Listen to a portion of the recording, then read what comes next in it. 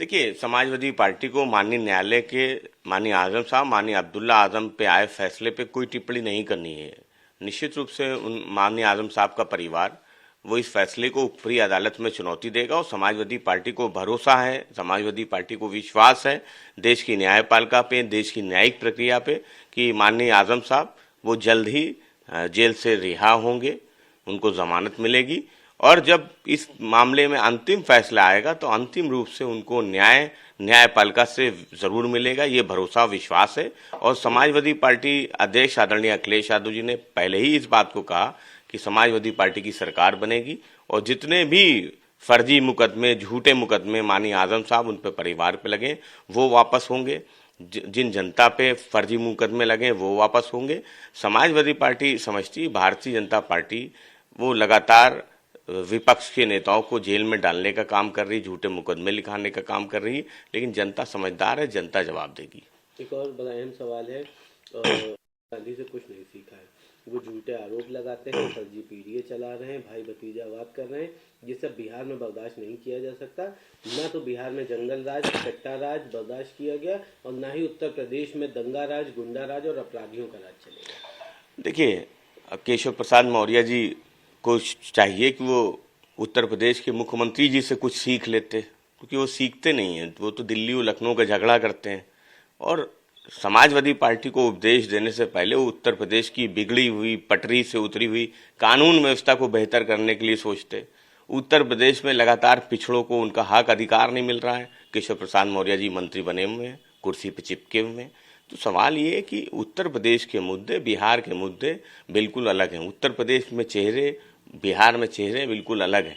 उत्तर प्रदेश में पिछड़ों पे अत्याचार हो रहा है, दलितों पे अत्याचार हो रहा है, मुसलमानों पे अत्याचार हो रहा है, किसानों पे अत्याचार हो रहा है, नौजवानों पे अत्याचार हो रहा है। क्या बिहार में हो रहा था? तो यहाँ के मुद्दे, वहाँ के मुद्दे पूरी तरह से अलग हैं। पीडीए ने 2024 में हराया था, जब दिल्ली और लखनऊ के चक्कर कटने लगे थे केशव प्रसाद मौर्य जी के, और 2027 में फिर से समाजवादी पार्टी पीडीए के साथ मिलकर भाजपा को हराएगी। प्रधानमंत्री नरेंद्र मोदी ने बिहार की जीत के बाद उन्होंने कहा कि भारत विकास को प्राथमिकता देने वाली पार्टियों पर भरोसा करता है। देखिए, बिहार की जीत की चर्चा तो आज पूरे देश में है। इस बात की चर्चा है कि किस तरह से चुनाव आयोग वो बिहार में था ही नहीं। ऐसा लगा जैसे भारतीय जनता पार्टी चुनाव करा रही, चुनाव आयोग की कोई भूमिका नहीं है। पैसे बटते रहे, अकाउंट में आते रहे, चुनाव आयोग से कोई लेना देना नहीं था। ट्रैवलिंग करने वाले वोटर्स जो एक राज्य से दूसरे राज्य में जाते हैं, भारतीय जनता पार्टी के सदस्य, भारतीय जनता पार्टी के सांसद, वो एक राज्य में वोट डाल के दूसरे राज्य में आ गए, दूसरे राज्य में वोट डाला। भारतीय चुनाव आयोग को, भाजपा को कोई लेना देना नहीं है। तो सवाल ये है कि जिस तरह से बिहार का चुनाव जीता गया वो इस देश के लोकतंत्र को लगातार कमजोर करने वाला है और समाजवादी पार्टी समझती कि ये लड़ाई बड़ी है और बिहार का चुनाव जिस तरह से धन बल के बल पे, चुनाव आयोग के नाम पे, एसआईआर के नाम पे जीता गया, वो सब देख रहे हैं। इसलिए जो पार्टी या भाजपा इस बात को कहती है कि विकासशील पार्टियों को, तो आखिर बिहार में क्या विकास हुआ है, बिहार में क्या परिवर्तन हुआ, ये भी भारतीय जनता पार्टी को बताना चाहिए। एक और बड़ा अहम सवाल है, आरजेडी चोरी और ईवीएम के दुरुपयोग को दोषी ठहराया और साथ ही साथ तेजस्वी यादव को विपक्ष का नेता चुना गया।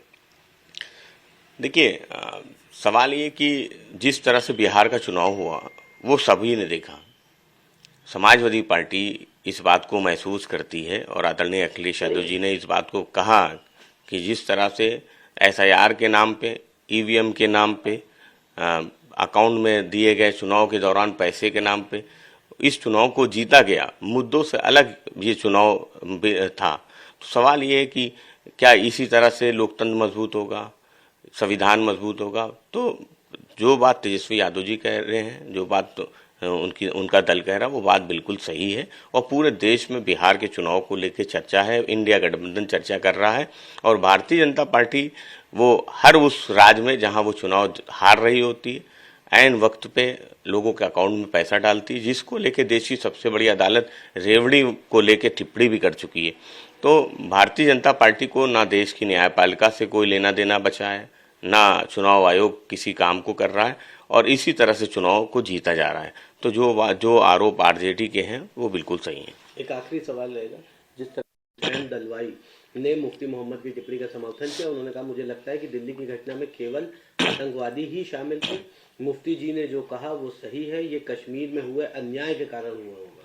देखिए, समाजवादी पार्टी को महबूबा मुफ्ती के या कांग्रेस के किसी नेता के बयानों पे कोई टिप्पणी नहीं करनी है, और समाजवादी पार्टी उनके बयानों से सहमत भी नहीं है, क्योंकि वो एक अलग विषय है राजनीति का कि देश की सरकार वो देश की आंतरिक और बाहरी सुरक्षा देने में विफल रही है।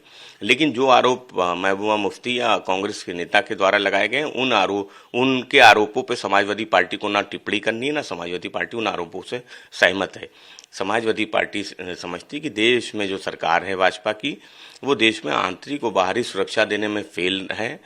लगातार चीन द्वारा अतिक्रमण किया जा रहा है, देश में लगातार घटनाएं हो रही हैं, उन घटनाओं को रोकने में भाजपा विफल है। और लोकतांत्रिक दल होने के नाते और देश में लोकतांत्रिक व्यवस्था है, हमारा विपक्ष का काम है सरकार से सवाल पूछना और देश की आंतरिक और बाहरी सुरक्षा कैसे मजबूत हो, उसके लिए उनसे लगातार सवाल पूछते रहना। और सरकार की ये जिम्मेदारी है कि देश में आंतरिक और बाहरी सुरक्षा को मुहैया कराए।